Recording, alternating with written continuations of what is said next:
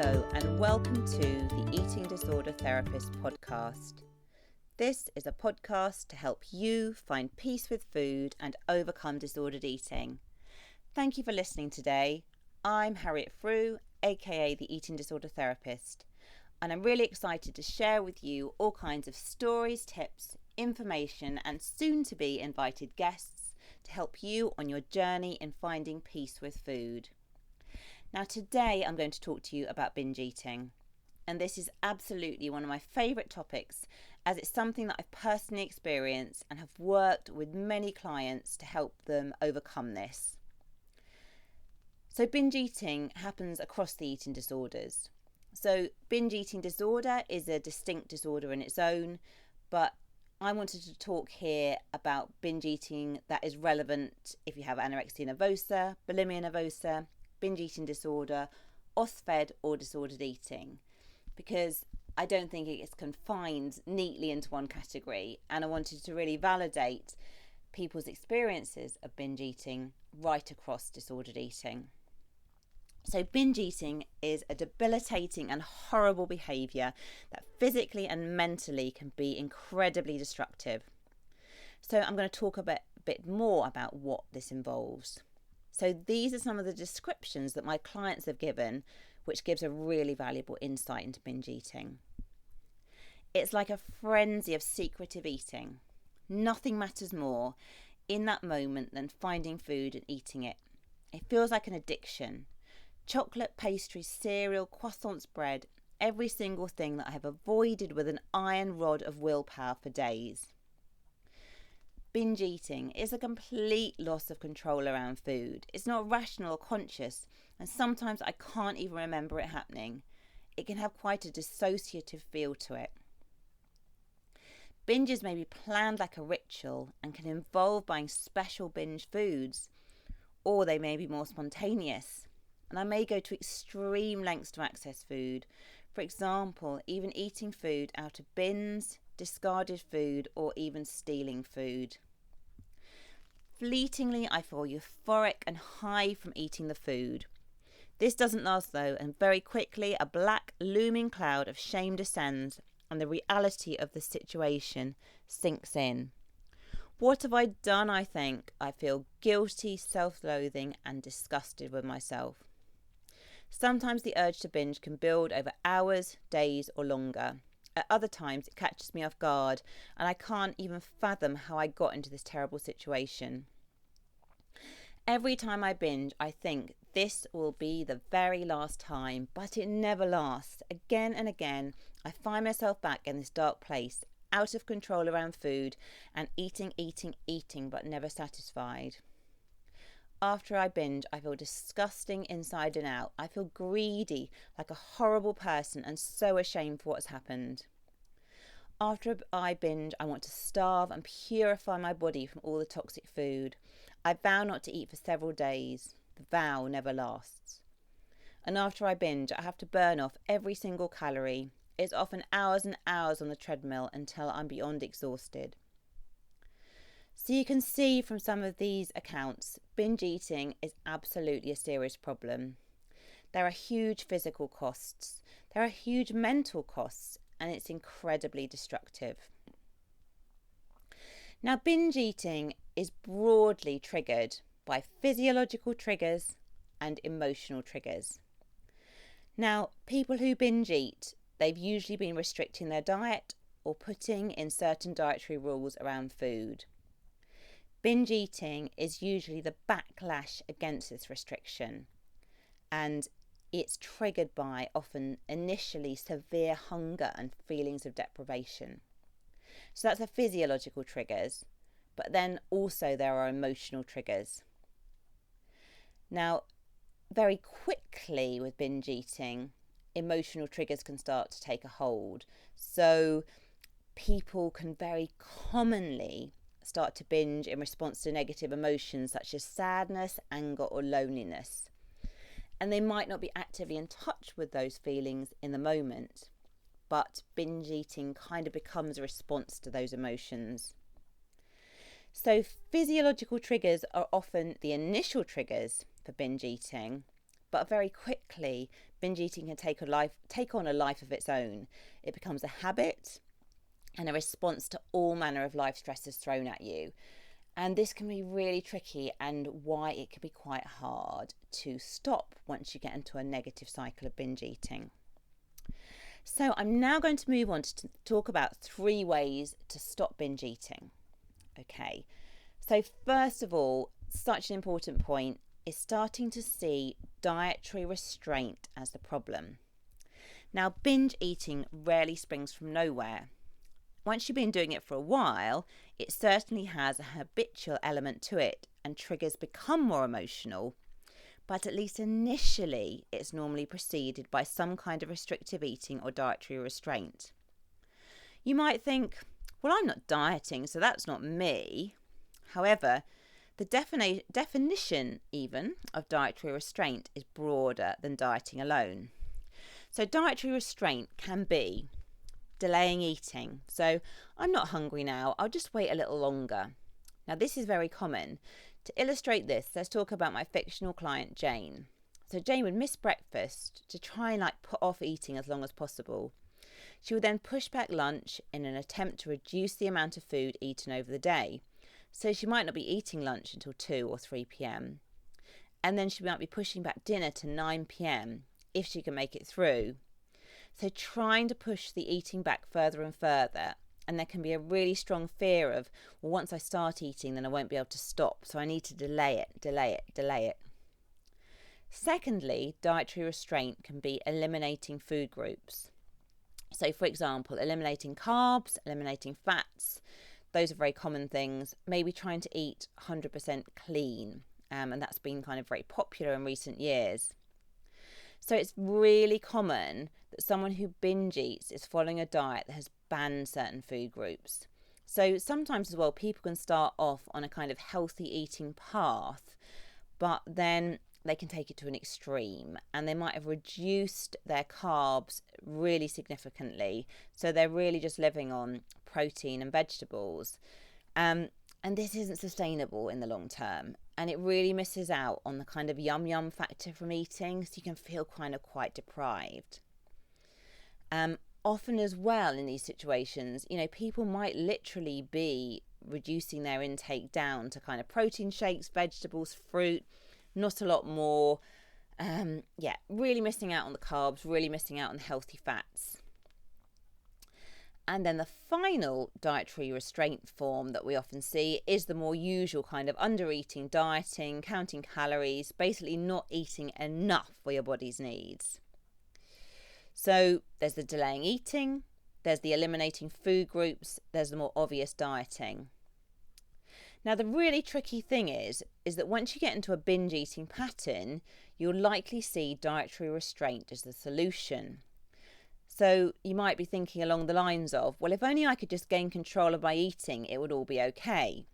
So after a binge, you feel you have to restrict again to try and repair the damage done through overeating. You try to regain control by introducing your rules, your calorie limits, your food types you're allowed, the precise quantities that you can eat, or the times of eating. But of course, this isn't sustainable. You might sustain it for a couple of days, maybe even a week, but then you find yourself binging again. So you can see how you become really stuck in this awful cycle of restriction and binging. And we know that from the Minnesota starvation study that when the human body is deprived of food, binging is often one of the inevitable outcomes. And this is so interesting because in the Minnesota starvation study, the men didn't have eating disorders. It was purely a response to starvation. So as well, along with a constant preoccupation with food, people feel tired, cold, have poor concentration and very low energy when they are restricting. And when you deprive your body of the energy it needs to survive and maintain proper function, it will scream out for this deficit to be replenished. You'll crave, you will dream, you will obsess about food all day long. And this has an evolutionary survival advantage for us. Our ancestors would have been regularly faced with fluctuating availability of food. So we are programmed to restore the deficit of energy experienced in the famine when food is then available in the feast. So your body will fight back. It's very, very, very hard to avoid the urge to binge when you have been restricting. So if you genuinely want to stop binge eating, you need to accept that you need to give up on dietary restraint. And I know that that is hard. It is very, very hard to let go of that. So you might think, well, if you're not restricting your eating, then what are you going to do instead? And that moves me on to my point 2, managing what you eat to stop binge eating. So to help stop binge eating, you need to adopt a regular eating pattern to help stabilise blood sugar. Dieting and eliminating carbohydrates, not eating enough, it leads to low blood sugar, and then ferocious cravings for food that are almost impossible not to act on. So regular eating involves eating 3 meals and 3 snacks per day and spreading these out at regular intervals. You want to be including all the food groups as well, proteins, fats and carbohydrates, so that your body has a chance to be satiated and that your blood sugar is stabilised. Now, there is no miracle combination of foods that are going to stop you binging. We know that eating enough protein, eating slow release carbs and not eliminating fats will all help. I remember though when I first began to eat regularly again after months of dieting, although it was actually very scary and very difficult on many levels, it was in fact a huge relief to be able to respond to hunger and actually feel a sense of satisfaction and fullness from eating rather than always running on empty. So this is so important. By stabilising blood sugar and eating regularly, you can start to deal with the physiological side of the binge eating problem. So you might still get the urge to binge emotionally, but by stabilising your body's physiology, this then gives you a firm foundation to make other changes from. Now, apart from the regular eating bit, you'll also need to do something that this is going to be, initially will be extremely challenging. So as part of the dietary plan, you need to begin to very slowly reintroduce your old forbidden foods back in, one food at a time. Now, we know that if you completely ban certain foods and you see them as naughty or forbidden, you will want to eat them more and more. This is kind of human nature. Now, short term, you're going to feel absolutely terrified of doing this. And you might be terrified as well that you're going to want to gorge on certain foods. Now, it's really normal that if you've been depriving yourself of foods for so long, it's going to be a bit of a natural backlash against deprivation that you might want to eat more of them in the short term. But this is temporary. And to understand this, if you think about, one of your forbidden foods, so let's make it up. Let's say it was chocolate ice cream. Now, if I said to you, okay, for the next week, you can eat as much chocolate ice cream as you want. Okay. Now, on day 1, you might really be quite thrilled with that. You might think, okay, I'm going to have it for breakfast, lunch and dinner and all the snacks as well. You might really go for it. You might be really kind of making up for all the chocolate ice cream you haven't eaten when you've been restricting. Okay. Now, my guess is by the time you get to about day 3, the chocolate ice cream's not going to be quite so appealing as it was on day 1. And actually, if you were really encouraged to just keep eating it and eating it and eating it, by the end of the week, you probably wouldn't want to look at another chocolate ice cream for quite a long time. So it's being able to kind of go through this difficult period of exposing yourself to foods, which initially you're going to want to eat more of, but actually by exposing yourself to these foods, they're going to lose their specialness. They're going to lose this kind of desirability factor. And actually, they just kind of become a food. And then you can actually start to think about, okay, do I actually want to have chocolate ice cream? Rather than it feeling that something that is just completely out of your hands and not a choice. So you can't avoid this patch of recovery, really, and the only way out is through. And I know that's hard, but I promise you that you will come through it. And I can say this because I have lived through it myself. And today, I know that, I can eat a chocolate muffin or I can eat a chocolate ice cream. You can tell I do quite like chocolate. Earlier today, I was eating some chocolate mini eggs with my daughter. but actually I can kind of take it or leave it. And I can have a few and I don't feel the desire to keep eating and eating and eating. And this is not how it used to be for me in the past. In the past, once I started on the chocolate, I couldn't stop. I would eat and eat and eat, and I would binge, and I felt completely out of control. But this has very much changed today, and it has only been through constant exposure to my fear foods and starting to get much more comfortable with them. Now, when you first introduce your foods back in, I would really suggest that you have a bit of planning around this and you think about how you'll cope. So you might need to have a friend with you for support. You might need to kind of just think about what portion size you're going to have, perhaps put it on a plate, sit down and try and eat it mindfully. Because eating at the cupboard door when you're on the run is not conducive to managing eating these foods, especially at the beginning. Now, today I can quite happily grab a biscuit out of the cupboard when I'm, getting dinner ready, or I might be I can eat much more spontaneously, but it's taken me lots and lots of practice to be able to do this. So I would recommend initially that you do this much more slowly. But longer term, if you practice these things, you can begin to move towards intuitive eating principles. So this involves being much more flexible with food and genuinely making choices that honour your hunger and your taste buds. So it does take time, and you'll need to have some planning and organisation of your food first. But this moves me now on to point 3. So my first 2 points have dealt much more with the physiological side of managing binge eating. I'm now moving on to the emotional side, which is equally important. But I would say that you need to get your physiology, I can't say that today, at least partially stable first before you embark on the second part, which is dealing more with your emotions. So to help with this, you can use a fantastic tool, which is the food and feelings diary. Now, this is not the same as tracking. You are not counting calories or macros, or you're not judging food for its health benefits or labelling foods as good or bad. Instead, it's a fantastic tool to help you gain valuable understanding and insight into your eating behaviour.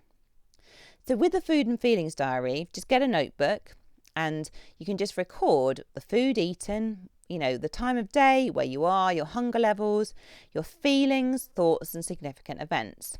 So say, for example, if I'm thinking about this morning, I had a chocolate cookie this morning around 11 a.m. I was sitting in the dining room, sitting down at the table.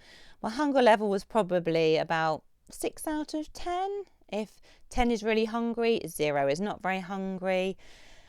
At that time, I was actually feeling quite tired. I was also feeling quite content. I was pleased that it was the weekend. And I was also feeling some anticipation that I was going to be heading out with my daughter, and I was kind of looking forward to that. And my thoughts were very much around, yum yum, this is quite tasty. What else was I thinking? I was also thinking, it's helpful that I'm eating something now just to make sure that I'm not going to be really hungry once we're driving and going shopping. So that's just to give you a bit of an idea really of the example of what was going on with that eating episode. So you can do the same. So you might have kept diaries before that are very food focused, but this is different. So it's helping you to helping you to understand your relationship with food so you can begin to have better self-awareness. Once you gain awareness, you're in a stronger position to consider change. And you can also learn your emotional triggers. So, do you eat when you're bored? Do you eat when you're happy or sad or anxious or scared or angry? And you might have no clue or self-awareness of this to begin with until you start recording. But once you begin to get some awareness, you can start to think about how you deal with your feelings differently. Now, so often we turn to food when we actually need something else. Sometimes what we really need is a rest, or we need to be talking to someone, or we need to be doing another act of self-care. So using the food and feelings diary, it can be quite illuminating to see how you are dealing with your feelings. Can you even name your feelings? Can you respond helpfully to them? Can you reach out for help? And it might be quite hard to begin to tune in at first. So as well, if you find this area particularly tricky, counselling can really offer a safe place to begin to explore your emotional world and make sense of it. So also, as part of the emotional side of dealing with binging, it's about challenging your thoughts. So with 60,000 plus thoughts a day, how do they work that out? Running through your mind, and many of these being repetitive, you will understand the power of your thinking. Our thoughts, moods and behaviour are all quite interlinked. So you might be having a lot of thoughts which aren't really helping you make the changes around binging that you're hoping for. So for example, if you're having a thought like, I've blown it, every time you have a cookie or a piece of chocolate or some crisps, if you're having that thought, I've blown it, you're going to feel really anxious. And then actually, interestingly, you might start to eat more than ever to help deal with that anxiety. Or you might be thinking, well, the diet starts tomorrow. So you kind of like blow it all and it kind of keeps you trapped in the cycle. You might be having thoughts like, I'm too fat. And this might lead you to feel really disgusted in your body. So then you restrict and then you're back to binging again. You might have the thought, people are looking at me. And you might falsely mind read or predict things that other people are thinking. And then this leaves you feeling totally ashamed. And then you might withdraw from others. You might punish yourself through eating more. And again, you get stuck in the cycle. So becoming aware of your thoughts can be an illuminating process.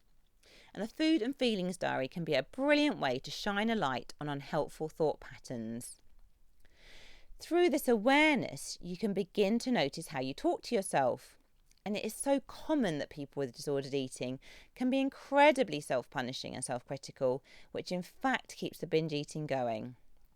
So you may be being very unkind, punishing and critical of yourself. You may feel that you never meet your standards. And being judgmental and unkind doesn't really help you. You might hope that it will drive you into action, but usually it simply demoralises you and keeps you stuck and helpless. So instead, you can begin to think about how you can be kinder to yourself in your thoughts, actions and behaviour. And we all respond to kindness and encouragement much more positively than self-berating and judgment, which leaves us feeling helpless and like giving up. So I hope that this has given you some insights in how to stop binge eating. Now, it is a process and, I can talk about it here and make it sound quite simple, but actually it's a bit of an unravelling process if you've been caught in quite a stuck binge eating habit. So, in summary, number 1, you have to stop the dietary restraint. Dietary restraint will only inevitably lead you back to binge eating. Okay, and you might manage the dietary restraint for periods of time, but it's not sustainable. Secondly, focus on eating in a way that promotes stable blood physiology. Blood physiology or body physiology, really. So regular eating and all the food groups. And also it's about slowly reintroducing your forbidden foods, one food at a time. The more you have forbidden foods, the more you ban foods, the more you try and avoid foods, you're kind of on a knife edge really, waiting for the next binge to happen. And finally, start to become much more aware of your emotions. So what are you feeling? What are you thinking? How can you manage your emotions differently? How can you be kinder to yourself with your thoughts? So have a ponder and reflect on these 3 tips and let me know in the comments your own experiences of dealing with binge eating. So if you're not following me already, do seek me out on Instagram at the Eating Disorder Therapist. And for regular tips and insights into overcoming disordered eating, do sign up for weekly articles on my blog page at rethinkyourbody.co.uk.